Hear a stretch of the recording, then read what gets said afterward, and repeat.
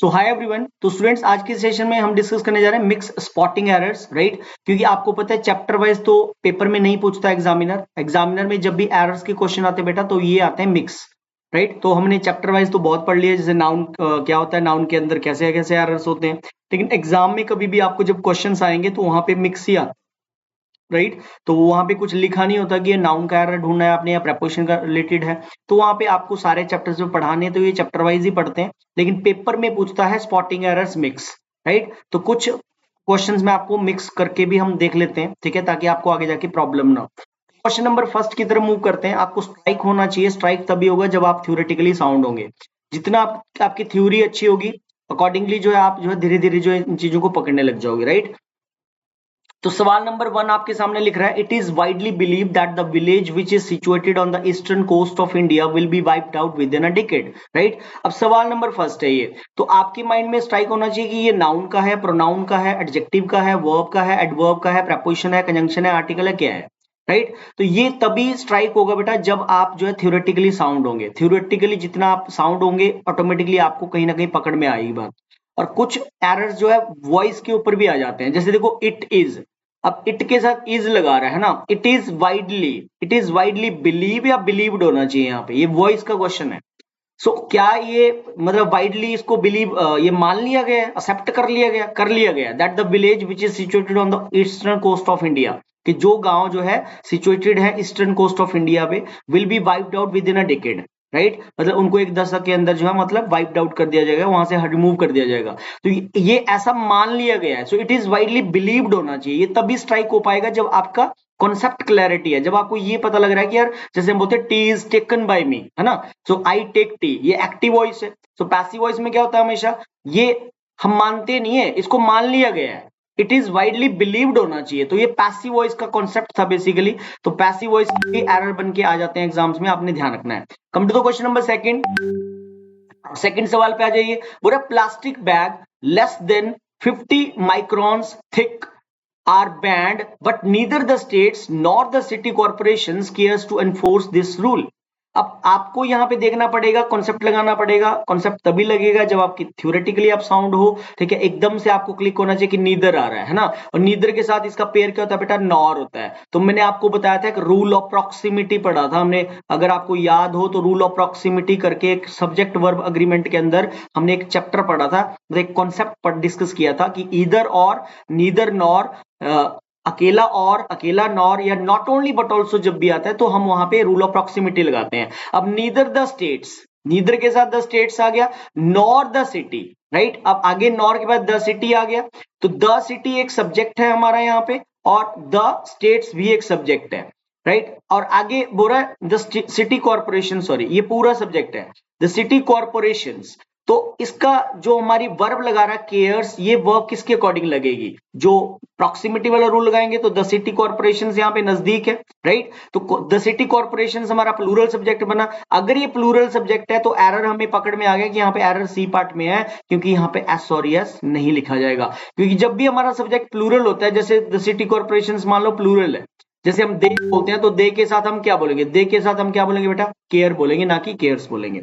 So plastic bag less than 50 microns thick are banned, but neither the states nor the city corporations care. It should be care over here because हमारा जो subject है, main subject यहाँ पे the city corporation है, rule of proximity के according यहाँ पे care आना चाहिए। Come to the question number third सवाल बोल रहे थे, coaching industry in India plays a pivotal role as it contributes a significant revenue to the education sector.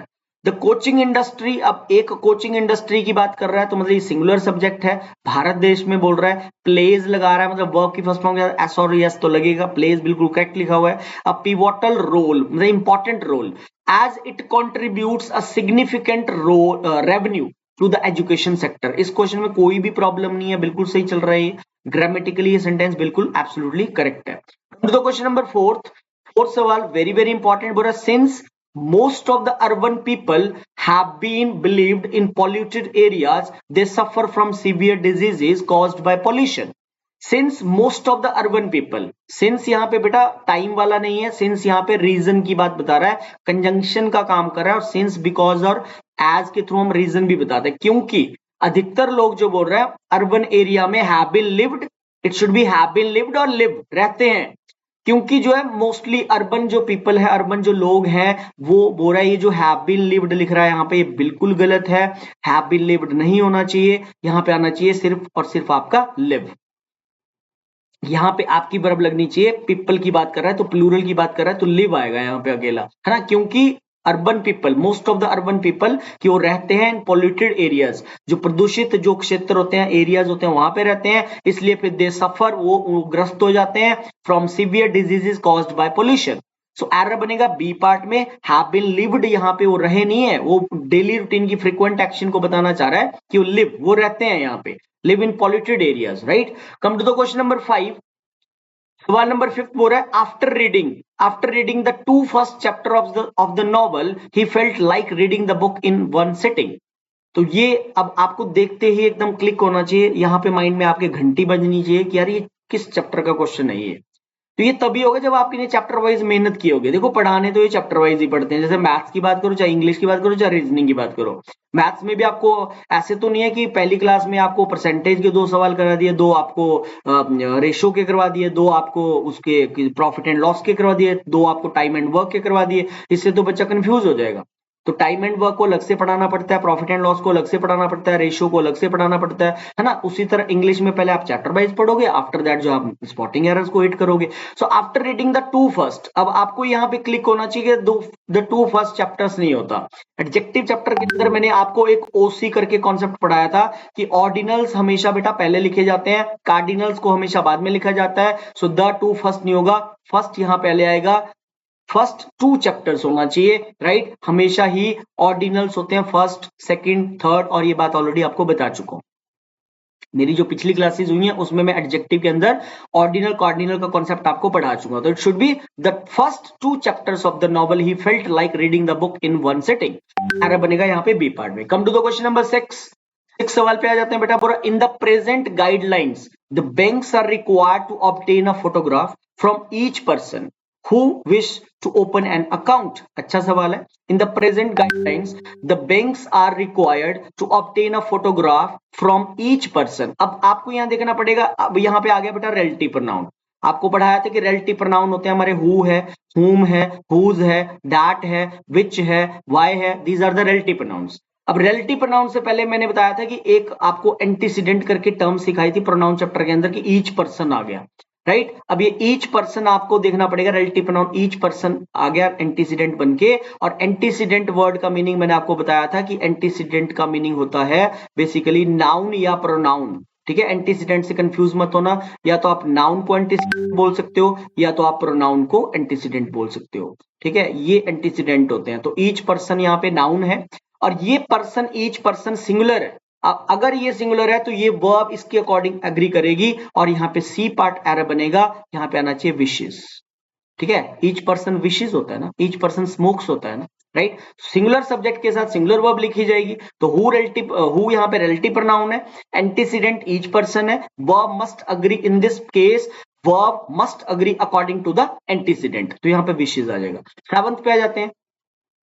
7th सवाल बोल रहा है the farmers find it difficult to find buyers to sell his. अब हम किसकी बात कर रहे हैं बेटा? द फार्मर्स की। सब्जेक्ट द फार्मर्स है जो कि प्लूरल है, एक फार्मर की बात नहीं हो रही है, फार्मर्स की बात हो रही है, सारे किसानों की बात हो रही है। तो ये फार्मर्स तो ही नहीं बनेंगे ना, ये तो दे बनेंगे। प्रोनाउन का एरर है, एकदम देखते ही आपको पकड़ में आना चाहिए तो दे बन गए। दे बन गए तो क्या हम यहाँ पे बी पार्ट में बेटा हिज लिखेंगे? क्या यहाँ पे दे के लिए आप पॉजेसिव केस हिज लिखोगे? यहाँ पे आएगा इट शुड बी देयर। क्या लगना चाहिए? देयर है।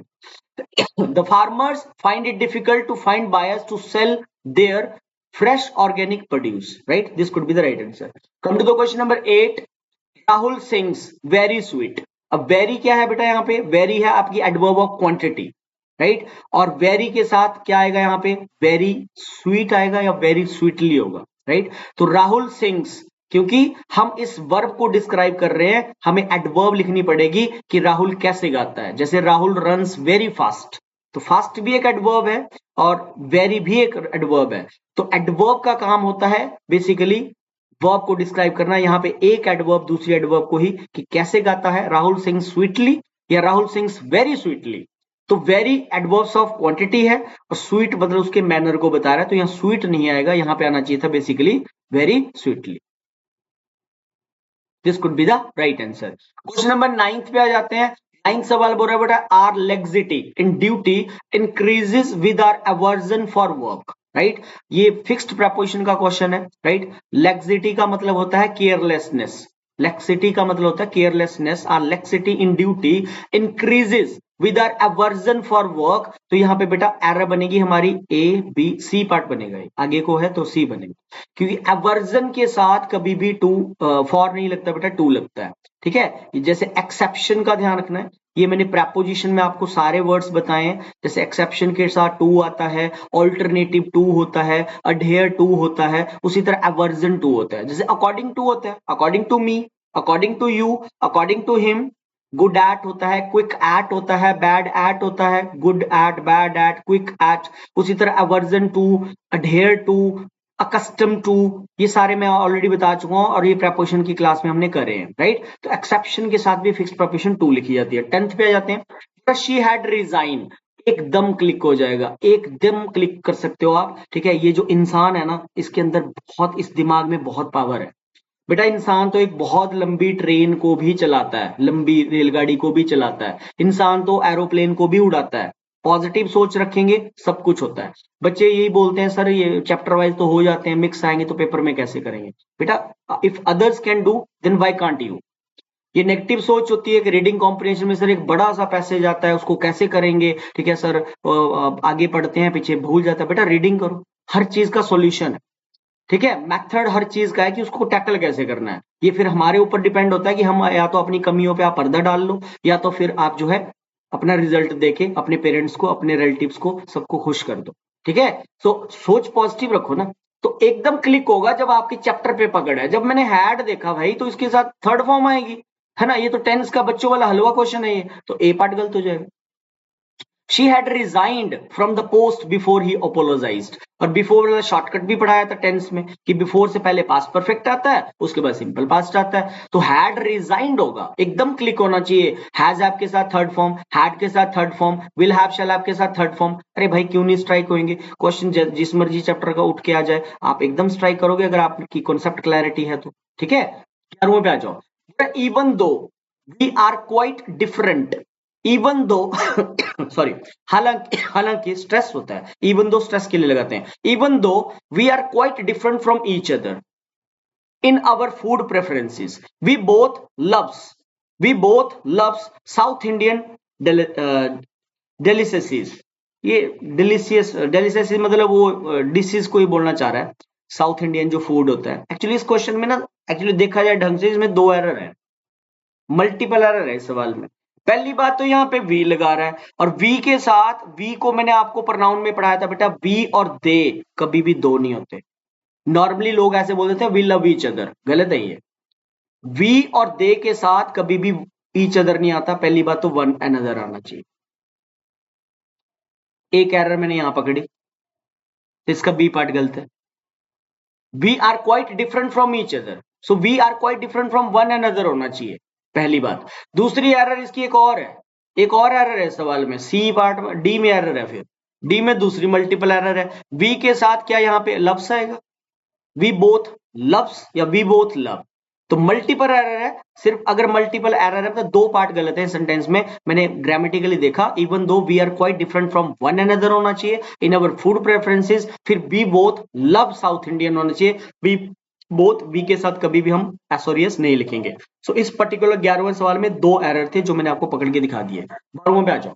Each member of the team receive, अब आपको कितनी बार बताया, प्रोनाउन चैप्टर में पढ़ा, ईच है, एवरी है, एवरीवन है, समवन है, नोवन है, एनीवन है, एनीबडी है, समबडी है, नोबडी है। बेटा ये जो बडी, वन और थिंग वाले वर्ड्स होते हैं, या ईच और एवरी का भी ध्यान रखना, ये इंडेफिनिट प्रोनाउन होते हैं। इंडेफिनिट प्रोनाउन जब भी वाक्य में आएगा उसको आपने ही अज्यूम करना है। एग्जामिनर इनको दे मान के चलता है, वो दे मानेगा तो आपको फर्स्ट फॉर्म देगा, जैसे कि रिसीव दे रहा, देखो।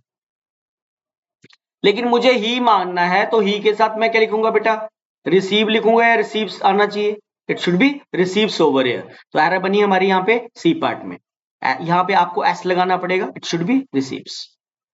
वो दे मान के चलता है, जबकि इंडेफिनेट प्रोनाउन कभी प्लूरल होते ही नहीं है. Indefinite pronoun are always considered singular, so that is why we have to consider each here singular. So accordingly we have to put receives later on in C part, right? Come to the question number 13. He has been excused. He has been excused by the teacher by the time a formal complaint for bullying was made.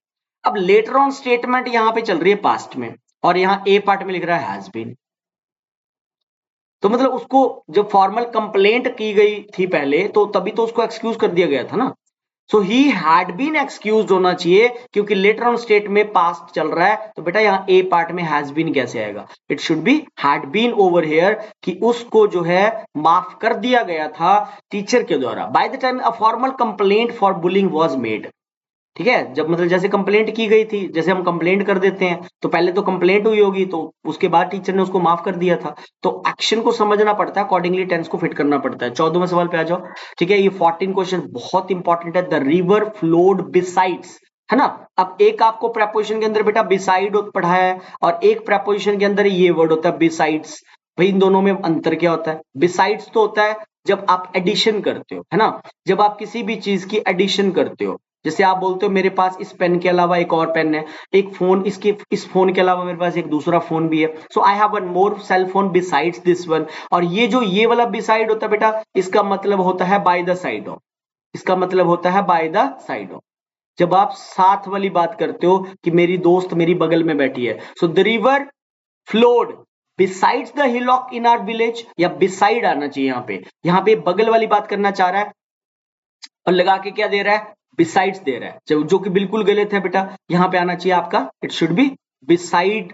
Beside over here, बगल वाली का बात करना चाह रहा है, by the side of का context है, तो बिसाइड आएगा. 15वें पे आ जाओ. ठीक है, 15वां सवाल बिल्कुल इजी क्वेश्चन है, एकदम देखने सारी पता लगना चाहिए. देयर के अकॉर्डिंग कभी भी वर्ब नहीं लगती, देयर के अकॉर्डिंग कभी भी वर्ब अग्री नहीं करती. मैनी वेज यहाँ पे नाउन है बेटा, वेज नाउन है, मैनी एक डिटर्मिनर है. मैनी वेज मतलब कई मेथड हैं, कई तरीके हैं, तो कई तरीकों के लिए आप इज लिखोगे. क्या यहाँ पे इज आएगा? तो आप बोलोगे नहीं सर, देयर आर आना चाहिए यहाँ पे, क्योंकि अगला जो नाउन है वो प्लूरल है. So there are many ways to make a stranger feel welcome in the community. 16 पे आ जाओ. 16 बोल रहा है, he was so inquisitive that he rose many questions in the class. Inquisitive word का मतलब होता है बेटा डिजायर फॉर नॉलेज. एक ऐसा पर्सन जिसको सीखने की बहुत ललक होती है, जिसको ज्ञान की बहुत ललक होती है, जो बहुत सीखना चाहता है, राइट. जिसमें डिजायर फॉर नॉलेज को बोलते हैं, डिजायर फॉर नॉलेज बेसिकली उसको बोलते हैं इंक्यूजिटिव. सो इंक्यूजिटिव मतलब डिजायर फॉर नॉलेज होता है. बोला उसको सीखने की बहुत उत्सुकता थी, ही वॉज सो इंक्यूजिटिव. तो इंक्यूजिटिव था, तो फिर उसको आगे यहाँ पे रोज आएगा. ये तो राइज की सेकंड फॉर्म लगा रहा है, राइज की सेकंड फॉर्म तो रोज होती है, और राइज का मतलब बढ़ना होता है, और राइज का मतलब निकलना भी होता है. जबकि यहाँ पे ऊपर उठाने की बात करना चाह रहा है, तो यहाँ पे लगना चाहिए raised. It should be raised over here, right. तो यहाँ पे आ जाएगा बेटा, क्या होना चाहिए? यहाँ पे रेज्ड है, रेज्ड आएगा. ठीक है, तो यहाँ पे रेज्ड आएगा, और ऊपर वाले में नॉलेज है एक्चुअली. ठीक है, नॉलेज है, दिस इज नॉलेज. ठीक है, तो he was so inquisitive that he raised many questions in the class. उसको सीखने की बहुत उत्सुकता थी, इसलिए उसने क्लास में बहुत सारे सवाल खड़े किए. तो सारा जो कॉन्टेक्स्ट है बेटा, वो है इस चीज का. जिस बच्चे ने ये बात समझ ली ना कि बोलना क्या चाह रहा है, एग्जामिनर क्या बोलना चाह रहा है वाक्य में, जिस बच्चे को संदर्भ पता लग गया ना, वो इजिली एरर को पकड़ लेगा. 17 पे आ जाते हैं. He lied on the grass. He lied on the grass बोल रहा है, he lied on the grass. तो लाई तो झूठ होता है, ये तो वर्ब गलत लगा रहा है यहाँ पे. क्या यहाँ पे लाइड आएगा? क्या यहाँ पे लाइड आना चाहिए? लाइड तो लाई की सेकंड फॉर्म लाइड होती है, तो झूठ वाला है. ये बोलना चाह रहा है कि वो घास के ऊपर लेट गया. ठीक है, तो ले की सेकंड फॉर्म आएगी बेटा यहाँ पे, ही लेड ऑन द ग्रास. ले ऑन द ग्रास, सॉरी. ला एक दूसरा भी होता है, लाए, ले, और फिर ले. इसका ले आएगा, मतलब इसका मतलब होता है नीचे गिरना, पड़ना, लेटना, लेटाना. जो एक ले होता है, एल ए वाई, इसकी लेड लेड होती है, क्योंकि ये ना एक ट्रांजिटिव वर्ब है लेड. तो लेड नहीं आएगा यहाँ पे, क्योंकि आगे प्रेपोजिशन लग रही है. प्रेपोजिशन का ऑब्जेक्ट आ रहा है, वर्ब का ऑब्जेक्ट मिसिंग है, तो इंट्रांजिटिव वर्ब ले लिखी जाएगी यहाँ पे, ना कि लेड आएगा. So he lay on the grass for hours enjoying the cool breeze. तो एरर ए में है. 18 पे आ जाते हैं bro. I bade him to submit all the important documents before he left the job. So I bade him, ये जो bed verb होती है बेटा, इसके साथ कभी टू नहीं आता, ये प्लेन इन्फिनिटिव लेती है। जैसे मेक वर्ब का ध्यान रखना, मेक वर्ब के साथ कभी टू नहीं लगाते, बेड वर्ब के साथ कभी टू नहीं लगाते, बेड का ध्यान रखना, लेट वर्ब के साथ कभी टू नहीं लगाते, इन वर्ब्स के साथ टू आता ही नहीं है सेंटेंस में, ध्यान रखें, तो टू कटेगा। I bade him submit all the important document. 19 पे आ जाता, I refuse to consider him as an honest boy as he had cheated many people। ठीक है, ये सेंटेंस भी बहुत इंपॉर्टेंट है। ये जो कंसीडर वर्ब होती है, नॉर्मली देखा जाता है कि इस वर्ब को जब भी हम यूज करते हैं इनफॉर्मल भाषा में, तो हमारी जुबान पे इसके साथ एज आता है। I considered him as an honest boy. तो कंसीडर वर्ब के साथ ध्यान रखना बेटा, बहुत इंपॉर्टेंट है। Consider verb, select verb, reject verb, elect verb, appoint verb, इन सारी वर्ब के साथ कभी भी इंग्लिश में एज नहीं लिखा जाता, राइट। सो एरर बी में बनेगी, हम यहां पे क्या कर देंगे, इस एज को हटा देंगे, राइट, एज नहीं आएगा। I refuse to consider him as honest boy as he had cheated many people could be the right answer, मतलब एज यहां पे ड्रॉप हो जाएगा। आगे जीते 20 में, सवाल नंबर 20 बोल रहा है without thinking for a moment he interested me in all the responsibilities. Again यहाँ पे बेटा ये फिक्स्ड प्रपोजिशन का क्वेश्चन है, बी पार्ट में एरर है, नहीं सॉरी सी पार्ट में प्रॉब्लम बनेगी। इंटरेस्टेड जो वर्ड होता है इसके साथ कभी भी इन नहीं लगाते, इंटरेस्ट के साथ तो इन आता है, इंटरेस्ट के साथ तो इन प्रपोजिशन लगती है, बट ये जो इंटरेस्ट होता है, ये जो इंटरेस्ट वर्ड होता है, इसके साथ लगती है फिक्स्ड प्रपोजिशन विद। कई लोग हमारी लाइफ में ऐसे भी होते हैं जिनके ऊपर हम आंख बंद करके भरोसा कर लेते हैं। वो यही बोलना चाह रहा है, बिना एक पल उसने सोचे सारी जिम्मेवारी मुझे सौंप के चला गया। तो interested me with all the responsibilities होगा, इंटरेस्टेड विद होता है, इंटरेस्ट इन होता है, लेकिन इंटरेस्ट विद होता है। 21 पे आ जाते हैं, ठीक है। 21, he walked as faster as. क्या कभी एज के मिडल में हमने कंपैरेटिव डिग्री लिखी है लाइफ में? क्या कभी हमने एज बेटर एज बोला है? एज बेटर एज बोलते हम नहीं, तो आप बोलोगे नहीं सर हम तो हमेशा ऐसे बोलते हैं एज गुड एज। तो बेटा एज के मिडल में कभी भी एडजेक्टिव की दूसरी डिग्री नहीं लगती। So he walked as fast as he could so that he would not miss the train to work. जितना जितना फास्ट हो सकता था वो दौड़ा, भागा ट्रेन को पकड़ने के लिए, ताकि वो अपने काम के लिए लेट ना हो जाए। तो एज गुड एज होता है, एज वेल एज होता है, एज फास्ट एज होता है, एज स्वीट एज बोलोगे ना, एज स्वीटर एज थोड़ी बोलोगे आप। 22 पे आ जाते हैं, सवाल नंबर 22। 22 क्वेश्चन बोला which newspaper do you subscribe for. Again fixed preposition का सवाल है, जैसे पीछे इंटरेस्ट का बताया आपको। सब्सक्राइब के साथ बेटा कभी भी फॉर नहीं लगाते, प्रपोजिशन टू लगती है। सब्सक्राइब टू, प्रिस्क्राइब टू, एक फिर ध्यान रखना आपने, एक प्रिस्क्राइब होता है, राइट, और इसके साथ तो टू लगता है। एक फिर प्रोस्क्राइब भी होता है ना। प्रोस्क्राइब लेता तो टू ही है, लेकिन मीनिंग में डिफरेंस बताता हूं। प्रिस्क्राइब तो होता है बेटा कि आप बोलते हो डॉक्टर की प्रिस्क्रिप्शन है, डॉक्टर ने प्रिस्क्राइब किया, ये एक तरह से सुझाव होता है। डॉक्टर ने मुझे सजेस्ट किया है, सजेशन होती है, सुझाव होता है, एडवाइस होता है प्रिस्क्राइब। लेकिन प्रोस्क्राइब का मतलब होता है बेसिकली मना करना, इसका मीनिंग अलग है, ध्यान रखना आपने। प्रोस्क्राइब मतलब रिफ्यूज करना, किसी चीज को प्रिवेंट करना है, किसी चीज को फॉरबिड करना, मीनिंग में डिफरेंस है, इसका ध्यान रखना। 23 पे आ जाते हैं, cost of the new machines is likely to be so high as 10 times the existing ones। तो बेटा मैंने आपको बताया था कि ये जो so as वाला पेयर होता है, so as वाला कंजंक्शन होता है, ये लगता है हमेशा नेगेटिव सेंटेंस में, लेकिन ये वाक्य नेगेटिव नहीं चल रहा है। But the cost of the new machines is likely to be as high होना चाहिए, यहाँ पे सो की जगह सी पार्ट में आ जाएगा बेटा एज, क्योंकि एज के साथ एज लगाते हैं सिंपल सेंटेंस में, और ये कंजंक्शन के अंदर मैं आपको ऑलरेडी बता चुका हूं ये बात। पॉजिटिव वाक्य में एज का पेयर लगता है, he is as good as his father, और नेगेटिव सेंटेंस में हमेशा ही सो एज लगता है। So the cost of the new machines is likely to be as high as 10 times the existing ones. 24 पे आ जाते हैं, सवाल number 24। My brother has ordered for a new book. ये कॉन्सेप्ट आपका 2-3 चैप्टर के अंदर चलता है। ओमिशन चलता है बेटा, ओमिशन आपका आर्टिकल का होता है, ओमिशन आपका प्रोनाउन का होता है, आर्टिकल चैप्टर का होता है, प्रोनाउन का होता है, प्रपोजिशन का होता है। जानबूझ के अननेसेसरी प्रपोजिशन को डाल रहा है। माई brother has ordered, it should B for a new book, या सिंपली आप बोलोगे, सीधा बोलोगे my brother has ordered a new book. तो ये फॉर क्यों आएगा यहाँ, why should I use this particular for over here? तो एरर बनेगी हमारी यहाँ पे सी पार्ट में, ठीक है, सी पार्ट में एरर है बेटा इसका, ये फॉर यहां से रिमूव कर दीजिए, फॉर नहीं आएगा, ओमिशन करना पड़ेगा। इसी तरह आर्टिकल्स को भी यूज करके देता है गलत तरीके से एग्जामिनर, तो आपको उसको हटाना है वहां से, सीधा बनेगा my brother has ordered a new book. Last and final question mix error का, ठीक है। तो ये मैंने इसलिए बनाई वीडियो ताकि मतलब आपको ये क्लियर हो जाए बेटा कि मिक्स एरर भी पेपर में आते हैं, क्योंकि एग्जाम में कुछ भी चैप्टर वाइज नहीं आता। तो ये इंपॉर्टेंट था कि कैसे हमने मिक्स क्वेश्चंस को हिट करना होता है। आपको स्ट्राइक होनी चाहिए, बातें स्ट्राइक तभी होंगी जब आपकी कॉन्सेप्ट क्लैरिटी है। So I was shocked to hear that his father died of an accident, right. Die verb का कॉन्सेप्ट आपको प्रीपोजिशन चैप्टर में पढ़ाया है कि जब भी कोई पर्सन डिजीज से मरता है, किसी बीमारी से किसी की डेथ होती है, तब तो हम इसके साथ लगाते हैं बेसिकली ऑफ, है ना। डाई वर्ब के साथ ऑफ लगता है डिजीज में, यहां तो डिजीज की बात ही नहीं कर रहा, इन आएगा। एक्सीडेंटल केस में बेटा हम लिखते हैं इस वर्ब के साथ इन, एक्सीडेंटल केस में डाई वर्ब अपने साथ इन लेती है, ठीक है। अदर कॉजेज में डाई वर्ब अपने साथ फ्रॉम लेती है, ही डाइड फ्रॉम स्टारवेशन। और जब कोई शहीद होता है अपनी कंट्री के लिए, किसी की कोई जान देता है, शहादत देता है, उसके लिए लगाते हैं फॉर। चारों कॉन्सेप्ट बता दिए। तो आज के सेशन में इतना रहेगा, थैंक यू वेरी मच, मिलते हैं नेक्स्ट सेशन में, थैंक्स अ लॉट।